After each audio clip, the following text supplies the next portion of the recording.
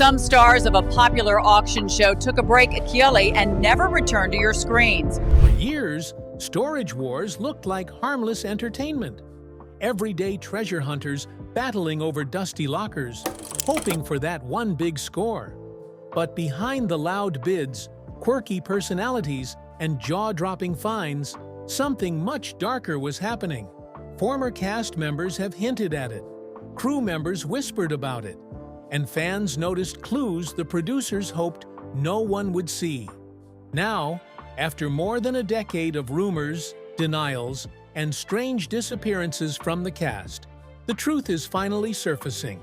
Hidden manipulations, bitter off-camera rivalries, deals that changed fortunes and destroyed friendships, and shocking secrets that explain why many original stars walked away for good.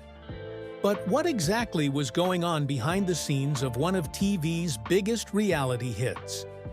And why did everyone stay quiet for so long? The locker that changed everything. To understand the secrets of storage wars, you have to go back to a single moment.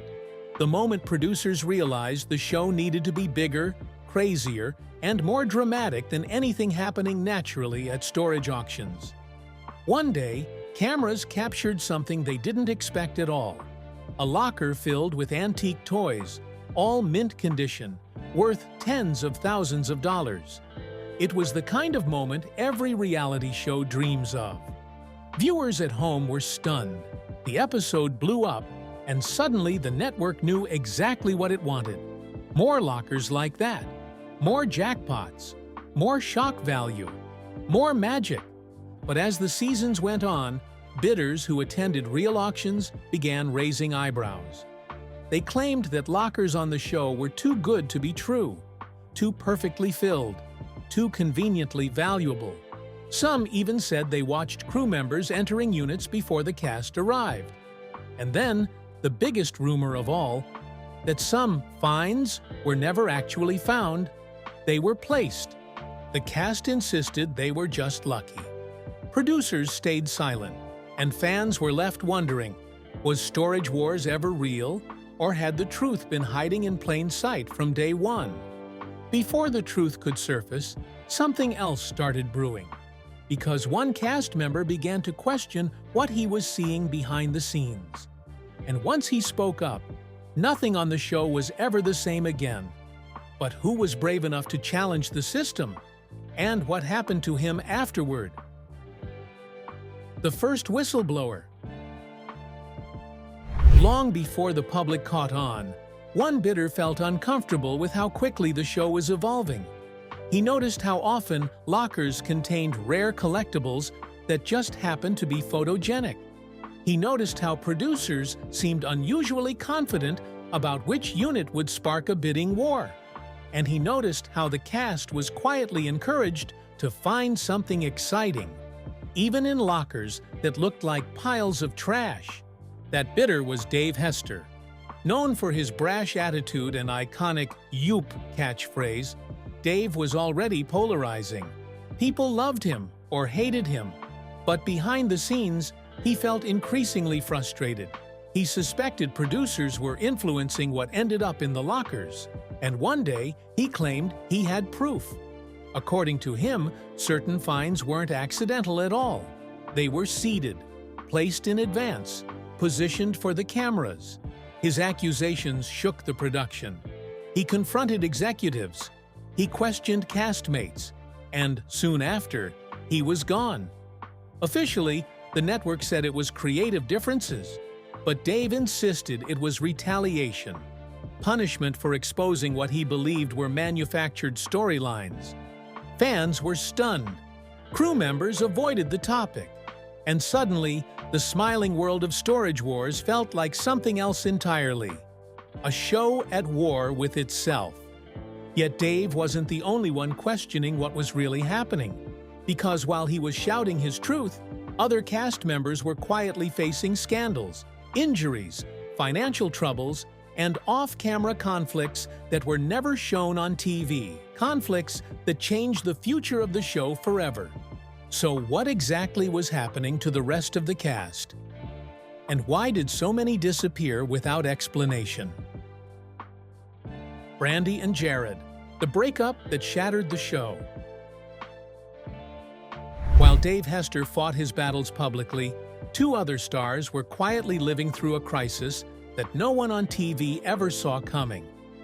For years, Brandy Passante and Jared Schultz were the chaotic heart of storage wars, the fiery couple who bickered, laughed, and somehow always managed to turn a dusty unit into a profit. Viewers loved them because they felt real, unfiltered, messy, relatable. But reality television has a way of capturing only the surface, while the fractures underneath slowly widen. Behind the jokes and flirty arguments, something was breaking. The pressure of filming, running their store, raising kids, and constantly being compared to one another began to take a toll. Producers noticed the tension. Some even encouraged it, knowing conflict meant good TV. But once the cameras shut off, Brandy and Jared were no longer performing for an audience. They were two exhausted people fighting battles no one else could solve. Their breakup was never shown on the show. There was no heartfelt confession, no dramatic final episode. One day, viewers simply realized they were no longer standing together, no longer bidding as a team, no longer Brandy and Jared, just Brandy and just Jared, each trying to survive in their own world. The separation didn't just break their family. It broke the dynamic of storage wars itself. Without the spark between them, the show felt strangely hollow. Fans assumed it was temporary, that they'd work things out. But off-camera, their lives were spiraling in ways the audience never imagined. Legal trouble, business struggles, and personal battles that made returning to the show nearly impossible.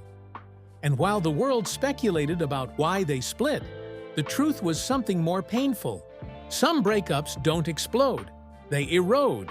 But even as Brandy and Jared quietly went their separate ways, another beloved cast member was fighting an even deeper struggle. One that nearly cost him everything, including his life. Who was the star hiding a tragedy the cameras never caught? And how did it change the show forever? Barry Weiss, the accident that almost ended it all. Barry Weiss was the wild card of storage wars, the eccentric collector who didn't seem to care about profit so much as the thrill of discovery. Fans adored him for his quirky one-liners, vintage cars, and endless ability to make even the dullest locker feel like an adventure. On screen, Barry was the cool uncle everyone wished they had. But after he left the show, he stepped into a life that was far quieter. Until tragedy struck. In 2019, Barry was involved in a devastating motorcycle accident that left him with serious injuries, including chest and leg trauma that doctors feared might permanently change his life. For weeks, fans had no idea if he would survive, and those closest to him described a recovery filled with pain, surgeries, and long nights, wondering if he'd ever return to the person he was before. The show never addressed it. The network stayed silent, but Barry's absence suddenly felt heavier. Viewers began to realize just how much he had carried, not just as comedic relief, but as the soul of the series. When he finally appeared again years later, older and visibly changed, fans saw something raw in his eyes. A man who had brushed up against death and returned with scars the world could not see. He talked about appreciating life in a deeper way, about slowing down, about no longer chasing the chaos that once defined him.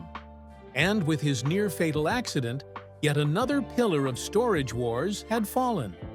Another reason the show no longer felt the same. The cast was shrinking, the secrets were growing, and viewers sensed that something larger was happening behind the curtain. But Barry's accident was only one piece of a much bigger puzzle. Because as he struggled to rebuild his life, production was quietly making decisions that frustrated the cast, confused the audience, and pushed the show into its most controversial era. Why were fan-favorite bidders being pushed aside? And what were producers hiding behind the scenes? The staged reality they never wanted you to see. As Storage Wars continued to dominate cable TV ratings, fans believed they were watching raw, unfiltered competition. Real treasure hunters fighting for real abandoned units, filled with real surprises. But beneath that illusion lay a truth the network worked tirelessly to hide. Whispers started among crew members. Rumors leaked from disgruntled cast. And slowly, a picture formed that shattered the entire mythology of the show. Many of the jackpot lockers weren't jackpots at all. They were curated, enhanced, sometimes even planted. Cast members later admitted that production occasionally seeded valuable items to make units more interesting. Viewers thought they were watching miraculous finds, a rare comic collection, a piece of Hollywood memorabilia, an antique weapon worth thousands. But for at least some of these treasures, producers had already scouted them elsewhere. The cast wasn't discovering history, they were performing it. For some stars, this wasn't a problem. It made good TV, it kept the show alive. But for others, especially those who built real careers on buying storage units long before cameras arrived, it felt like betrayal. They worried their reputations were being damaged. They feared the world would start viewing them as actors instead of bidders. And they hated the idea that fans believed they were striking gold when, in reality, the gold had been placed there ahead of time. For Dave Hester, this deception became the foundation of his lawsuit against A&E. But he wasn't the only one who felt it. Cast members began privately complaining about the pressure to play roles, to create rivalries, to exaggerate reactions. Suddenly, it wasn't about who found what. It was about who the producers wanted to highlight. The locker bidding, once authentic and unpredictable, became a carefully choreographed dance designed to entertain, not reflect reality. Bidders were told when to step forward and when to hold back. Tension was manufactured. Even the order of the lockers was manipulated to create the illusion of momentum. Behind the scenes, the cast felt the walls closing in. Fans thought they were watching a competition, but the truth was far more controlled. And as that truth pushed its way into public awareness, something even more damaging began to unfold. Because while some cast members struggled under the weight of hidden production tricks, others were facing battles so personal and so dark that not even producers dared to script them. Which cast member's private life spiraled so severely that it threatened to destroy the show's image once and for all? The fall of Daryl Sheets, fame, loss, and the breaking point. They called him the Gambler. Daryl Sheets was known for taking risks no one else would take, bidding high, buying big, and trusting his instincts. Fans loved him for his confidence and bravado. He wasn't afraid to lose as long as there was a chance to win. For years, Daryl was the heartbeat of the show, walking into dusty units with the swagger of a man who believed he could strike gold at any moment. But behind that swagger lived a man fighting demons no camera ever caught. Daryl spent decades chasing storage auctions across the country, sacrificing time with family, stability, and even his own well-being. When Storage Wars made him famous, the world thought he was living the dream. But fame is a magnifying glass. It enlarges everything, including the pain. As the show grew, Daryl's personal life quietly fell apart. Relationships strained. Money came and went with the wind. And worst of all, his health began to collapse. Years of stress, inconsistent sleep, constant travel, and physical exhaustion took a toll he couldn't hide forever. In 2019, Daryl suffered a massive heart attack that nearly killed him. Fans were shocked when he later revealed the severity of it. He had been rushed into emergency surgery, unsure if he would ever wake up again. In that moment, the bravado disappeared. The gambler had nothing left to gamble with except his life. Recovery was slow and painful. Daryl had to rethink everything: his identity, his future, his relationship with the show that had made him a star, but had also quietly drained him. And somewhere in the middle of this darkness, he realized something heartbreaking. He wasn't the same man fans had fallen in love with on Storage Wars. He wasn't even the same man he had been a year earlier.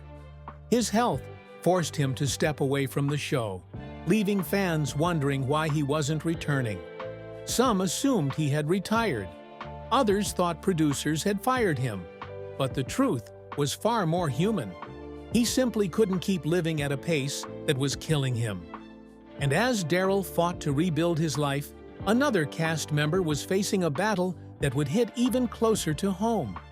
A tragedy that not only shook the entire cast, but changed the public's perception of one of the show's most iconic families, whose life came crashing down so suddenly that the show would never again feel the same without him. Corey Harrison's downward spiral. Corey "Big Hoss" Harrison was supposed to be the future of Pawn Stars. Rick called him the heir to the pawn shop. Fans saw him as the bridge between the old Vegas and the new.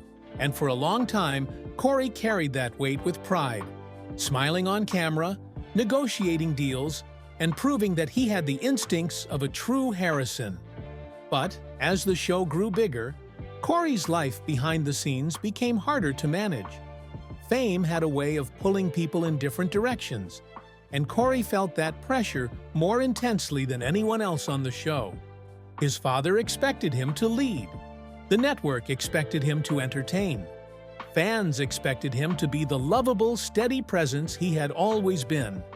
But Corey was dealing with turbulence no one outside his closest circle understood. His marriage was falling apart. His weight spiraled until it threatened his health. And as his personal struggles mounted, Corey turned to partying as a release, a way to escape the expectations crushing him. Nights blurred together, friendships changed, and the person who once walked confidently through the gold and silver pawn shop became a man struggling to recognize himself. Things got worse when Corey was involved in a serious motorcycle accident that left him injured and shaken. He brushed it off publicly, but the emotional damage lingered. Fans didn't know that Corey became terrified of losing everything. Terrified that one wrong turn, one bad night, one impulsive decision could send him down a path he couldn't return from. And then something happened that shattered him completely. The sudden loss of his younger brother, Adam. Adam Harrison had quietly battled addiction for years. And when the overdose took his life, Corey was left with a pain no show, no fame, no amount of money could ever heal. Corey withdrew from the spotlight. He filmed less, smiled less. Some fans speculated he was losing interest in the show, but the truth was far more heartbreaking. He was grieving a brother he couldn't save. Rick tried to hold the family together. Chumlee stepped in as support, but everyone could see the change. Corey was no longer the energetic young man bidding on motorcycles and rare collectibles. He was a wounded soul, carrying a grief that aged him in ways cameras could never hide. And while Corey fought quietly to rebuild his sense of purpose, another storm was already brewing. Because someone else connected to Storage Wars was dealing with a controversy so explosive, it threatened to unravel years of trust and brand loyalty. Which cast member's scandal would shake the fanbase more than any staged locker ever could? The Chumlee scandal that nearly destroyed the show. For years, Austin "Chumlee" Russell was the heart of Pawn Stars. He was the lovable goofball who made mistakes, but always made viewers laugh. He was the comic relief, the gentle giant, the unexpected fan favorite. But in 2016, everything changed. Police raided Chumlee's home in connection with an investigation unrelated to the show. What authorities found made headlines around the world. It was the kind of scandal that networks fear, the kind that can crumble a series overnight. Fans were stunned. They didn't know what to believe. Chumlee wasn't just a TV personality, he was beloved, someone audiences felt they truly knew. Seeing his name splashed across tabloids with accusations that threatened to end his career was almost surreal. Behind the scenes, Rick Harrison was faced with a nightmare. Should he distance the show from Chumlee to protect Pawn Stars? Or stand by him and risk sinking with the ship? Rick chose loyalty. He publicly supported Chumlee even as the legal process unfolded. It wasn't a decision based on ratings or business. It was personal. Rick had known Chumlee since childhood. He wasn't just an employee, he was family.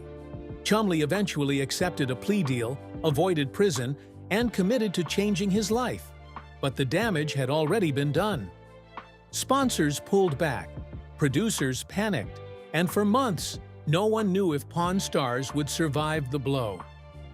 What viewers never saw was the emotional toll it took on everyone involved. Chumlee felt deep shame for what his actions had done to the show and the people who trusted him. Rick felt betrayed, but also protective. Corey felt like he was losing yet another brother figure right after losing his real one. The family dynamic that fans believed was unshakable was suddenly cracked at the foundation. Yet somehow, against all odds, they weathered the storm.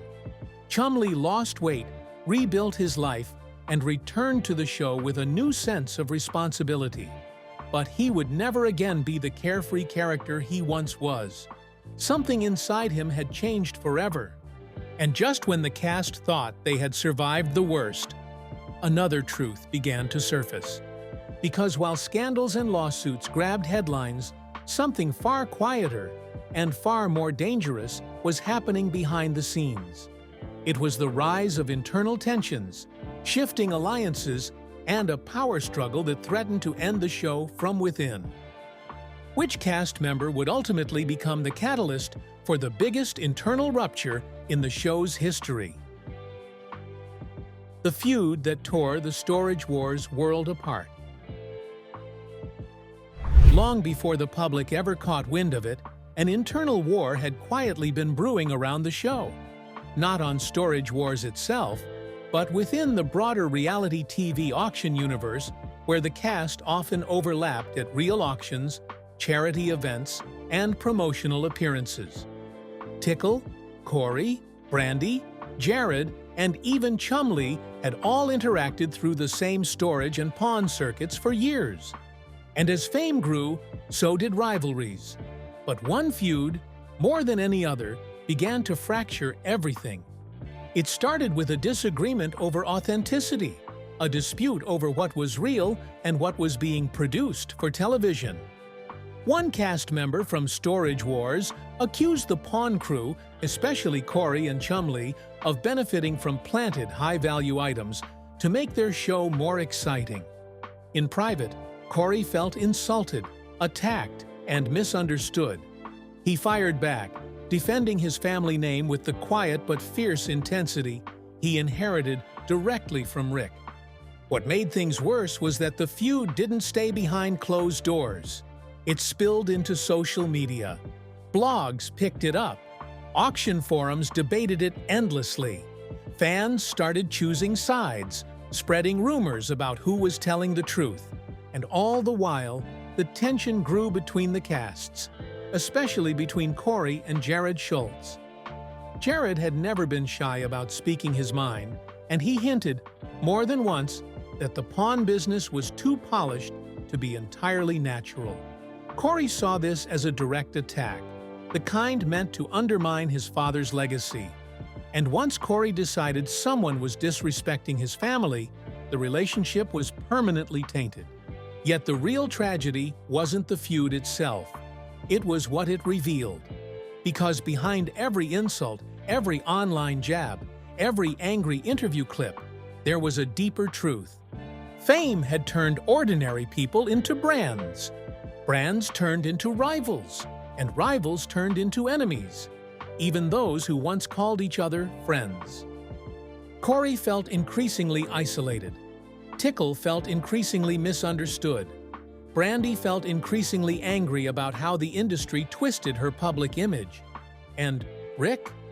Rick simply watched all of it with the growing sense that the world he helped create was falling apart piece by piece. But nothing compared to the shock that came next. An event so unexpected, so devastating, that it stopped the feud instantly. Because suddenly, the fight didn't matter anymore. Reputation didn't matter. Television didn't matter.